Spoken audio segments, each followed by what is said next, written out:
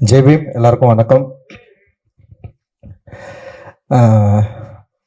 நூறுசாமி படம் எனக்கு ரொம்ப பிடிச்சிருந்தது. அதை விட சசி சார் எனக்கு ரொம்ப பிடிக்கும். ஏன்னா நான் அசிஸ்டன்ட் டைரக்டராக ட்ரை பண்ணப்போ ஃபஸ்ட்டு ஒரு டைரக்டர் அவருடைய ரூமில் கூப்பிட்டு என்னை உட்கார வச்சு பேசி எனக்கு சில விஷயங்களை சொல்லி அனுப்பிச்சது வந்து சசி சார் தான். ஏன்னா நான் காலேஜ் ஆஃப் ஃபைன் ஆர்ட்ஸில் படிச்சுட்டு இருந்தேன். அப்போ திடீர்னு என் காலேஜில் வந்தார். அவங்க இவனை பிரசன்னாவை சேர்க்கறதுக்காக வந்தார். இப்போ அவர் டிஓபியாக இருக்கார் அவர். அப்போ வந்து நான் வந்து காலேஜில் கொஞ்சம் திமிராக அப்படியே சுற்றிட்டு இருந்தேன்.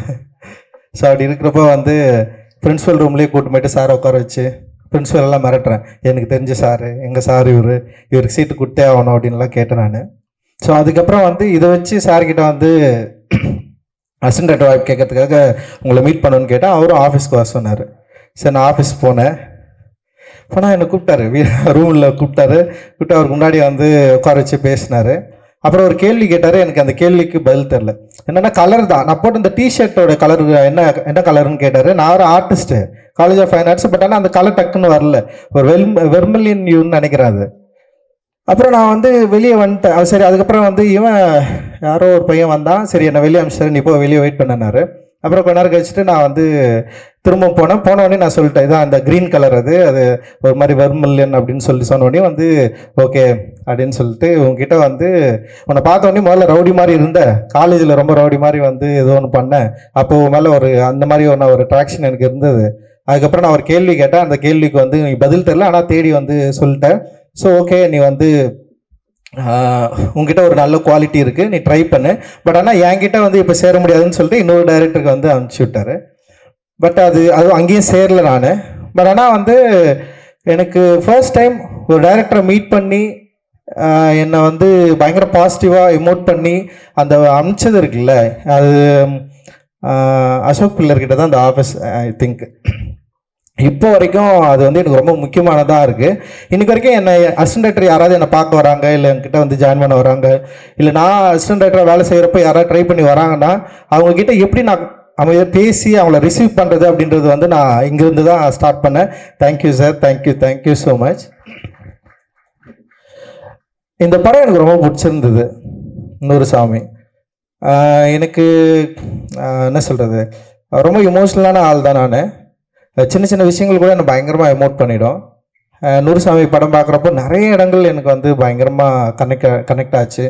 நான் அந்த சுவாஸ்திகா வந்து பயங்கரமாக நடிச்சிருந்தாங்க. எவ்ரி ஃப்ரேம் வந்து அந்த படத்தை பயங்கரமாக ஹோல்ட் பண்ணாங்க. அண்ட் அந்த அவங்க பசங்களாம் நடித்த பசங்களாக இருக்கட்டும், அப்புறம் எவ்ரி கேரக்டர் எல்லாமே நல்லா பண்ணாங்க. விஜய் ஆண்டனி சாரும் செம சூப்பராக பண்ணார்.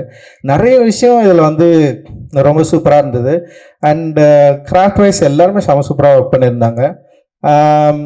இப்போ சசி சார் வந்து இப்போ சசி சார் அப்படின்னு சொல்கிறப்ப இப்போ நூறுசாமி சசி சார்னு சொல்கிறதுக்கான வாய்ப்பு இருக்குது அப்படின்னு நான் நினைக்கிறேன் நான். ஏன்னா சொல்லாமலே அங்கேருந்து ஒரு பெரிய ஜெயம், அப்புறம் கொலைகாரன், அப்புறம் வந்து பிச்சைக்காரன், அப்புறம் வந்து நூறுசாமிகள்னு சொல்கிறதுக்கான வாய்ப்பும் இருக்குது அப்படின்னு நான் நினைக்கிறேன். ஸோ எனக்கு ரொம்ப பிடிச்சிருந்தது. நிறைய விஷயங்கள் ரொம்ப முக்கியமாக இருந்தது. ஆனால் இந்த படத்தில் பேசப்பட்ட இந்த கருத்து இருக்குல்ல, இன்றைக்கும் அதுக்கான வேல்யூஸ் இருக்குது. இன்றைக்கும் அதை பற்றின டிஸ்கஸ் பண்ண வேண்டியது இருக்குது. இன்றைக்கும் சமூகத்தில் இந்த மாதிரியான மாற்றங்கள் உருவாக்க வேண்டிய தேவை இருக்குது அப்படின்றத ரொம்ப ஸ்ட்ராங்காக, அதே நேரத்தில் வந்து எளிமையாக எல்லா ஆடியன்ஸ்க்கும் வந்து போய் ரீச் ஆகிற மாதிரியான ஒரு படமாக டெஃபினட்டாக இது இருக்கும் அப்படின்னு நான் நம்புகிறேன். பயங்கரமாக ஒர்க் ஆகும்னு எனக்கு தோணுது.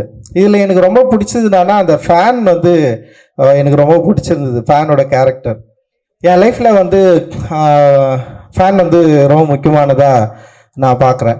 நான் ஒரு 6th 7th படிக்கிறப்போ என் அப்பா வந்து ஃபஸ்ட் டைம் ஒரு ஃபேன் வாங்கி வந்தார். ஃபேன் எப்படின்னா ஒரு செகண்ட் ஹேண்ட் ஃபேன் தான் அது. அது வந்து வீட்டில் அது சீலிங் ஃபேனு, ஓட்டு வீடு, சீலிங் ஃபேன் மேலே மாட்டியாச்சு. அது வந்து ஒரு சவுண்டு, அந்த பேரிங் சவுண்ட் வந்து பயங்கரமாக இருக்கும். ட்ரன் சுற்றிட்டே இருக்கும். அது சுற்றுறது வந்து என்னென்னா எனக்கு யாரோ பேசுகிற மாதிரியே இருக்கும். அது ஆக்சுவலி யாரோ பேசுகிறாங்க, ஏதோ சொல்ல வராங்க. சின்ன வயசில் எனக்கு அப்படி தான் வந்து பயங்கரமாக ட்ரீமியாக அந்த ஃபேன் சவுண்டை கேட்டுகிட்டே இருப்பேன்.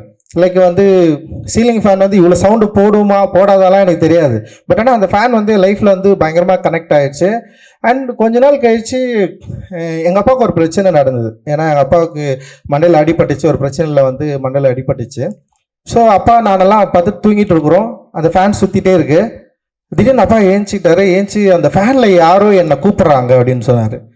அந்த ஃபேனில் யாரும் என்னை கூப்பிட்றாங்க, அந்த ஃபேன் என்கிட்ட பேசுது, அந்த ஃபேனில் ஒரு வாய்ஸ் எனக்கு கேட்குது அப்படின்னு சொன்னார். இல்லைப்பா அப்படிலாம் ஒன்றும் இல்லைப்பான்னு சொல்லிட்டு அவர் கூட பார்த்துட்டு இருக்கேன். திடீர்னு அப்பா காணோம். அவர் போயிட்டா யாரோ ஒரு 4-5 பேர் வந்து கத்தி எடுத்துட்டு வராங்க, என்னை கொல்றதுக்கு வராங்க, இந்த ஃபேன் எனக்கு சொல்லுது அது வந்து அப்படின்னு சொல்லிட்டு போயிட்டு தெருவில் நின்ட்டார். அப்போ வந்து நான் போயிட்டு அப்பாவை கன்வின்ஸ் பண்ணி கூப்பிட்டு வந்து வச்சுருக்கல. அப்புறம் வந்து நான் அந்த அந்த டைமில் சைக்காலஜிக்கலாக அந்த ஃபேனுக்கும் எனக்குமான கனெக்ஷனாக இருக்கட்டும், இல்லை அப்பாவுக்கும் அவருக்குமான கனெக்ஷன் இருக்குல்ல, அது வந்து எனக்கு என்னென்னா இந்த படம் பார்த்தோன்னே அந்த ஃபேனோட ஃபர்ஸ்ட் ஷாட்டே இருக்கும். அது சுற்றுறப்போ லைக் அந்த கரண்ட்டு ஆஃப் ஆகிட்டு திருப்பி வரப்போ அந்த பவர் ஆன் ஆகிறப்போ திரும்ப சுற்றுறது. ஸோ அதுக்கப்புறம் வந்து கடைசியில் வந்து அவங்க அண்ணன் வந்து அந்த அந்த அம்மா வந்து கொலை பண்ணுறப்போ வந்து அந்த ஃபேனுக்கான ஷாட்டு. ஸோ ஓவரால் வந்து என்னென்னா ஒரு ரொம்ப சைக்காலஜிக்கலாக ஒரு ஒரு ஒரு ஒரு ஆப்ஜெக்ட் இருக்குல்ல, அந்த ஆப்ஜெக்டை பயன்படுத்தின விதம் அது என்னோட ரியல் லைஃப்பில் எனக்கு கனெக்ட் ஆச்சு. நான் வந்து தண்ணி கோழின்னு ஒரு நாவல் ஒரு குறுநாவல் தான் எழுதியிருந்தேன். அது நிறைய சின்ன சின்ன ஒரு சீரியஸ் லிட்ரேச்சர் இதழ்களில் வந்து வெளியே வந்தது. நான் அதில் வந்து அதை மென்ஷன் பண்ணியிருப்பேன். லைக் அந்த ஃபேன் சுற்றுறது, ஃபேனுக்கும் எனக்குமான அந்த கனெக்ஷன் சைக்காலஜிக்கலாக என்ன எப்படி அந்த ஃபேன் கனெக்ட் ஆச்சு அப்படின்றது. ஸோ எனக்கு இந்த படத்தில் அந்த ஃபேன் வந்து எனக்கு அவ்வளோ கனெக்டாக இருந்தது. அண்டு அது எனக்கு பார்க்குறப்போ வந்து நம்ம பேச வேண்டியது நம்ம எழுத வேண்டிய ஏதோ ஒரு இடத்துல வந்து சைசாரும் அதை வந்து பார்த்துருக்காரு, அது கனெக்ட் ஆகிருக்கு அப்படின்ற மாதிரி எனக்கு தோணுச்சு. அண்ட் அந்த படத்தை அவர் கொண்டு வந்து சேர்க்கறதுக்காக அவர் போராடுற விதம், அந்த படம் வந்து பார்க்குறப்போ அவர் எல்லாரும் இன்வைட் பண்ணுற விதம், அப்புறம் வந்து அந்த படம் முடிஞ்சவொடனே வந்து ரிசீவ் பண்ணுறது. ஸோ இதெல்லாம் பார்க்குறப்போ இத்தனை ஆண்டுகள் கழித்துமே தன்னுடைய திரைப்படம் ஆடியன்ஸை போய் ரீச் ஆகுது, அது எந்த அளவுக்கு இருக்கணும்னு சொல்லிட்டு அவருடைய மெனக்கடல், இது எல்லாமே வந்து எனக்கு ஒரு பெரிய இன்ஸ்பைரிங்காக இருக்குது. அண்ட் தேங்க்யூ சார், ரொம்ப ரொம்ப சந்தோஷம். எனக்கு ரொம்ப ரொம்ப பிடிக்கும். நீங்கள் ஒரு பயங்கர இன்ஸ்பைரிங்கான ஒரு ஆள். ஏன்னா இவ்வளோ படம் பண்ணியிருக்காரு. நான் டைரக்ட் ஆனதுக்கப்புறமா நிறைய படம் பண்ணியிருக்காரு. எந்த படத்துக்கும் என்னை கூப்பிட்டதும் இல்லை, ஏதாவது படம் பாருன்னு கூட கேட்டது கிடையாது. ஃபர்ஸ்ட் நூறுசாமிகளுக்கு மட்டும்தான் வந்து அவர் இன்வைட் பண்ணார். அதுக்கு ஒரு அர்த்தமாக சொன்னார், இந்த படம் உனக்கு பிடிக்கும் நீ வா அப்படின்னு சொன்னார். And thank you sir, love you and thank you so much sir. Thank you. இந்த படத்தில் நினச்ச எல்லாருக்குமே என்னுடைய நன்றிகள். ரொம்ப சூப்பரான படம், ரொம்ப முக்கியமான படம், நிச்சயமாக மக்களுக்கு பிடிக்கும் அப்படின்னு நான் நம்புகிறேன். வாழ்த்துக்கள், நன்றி.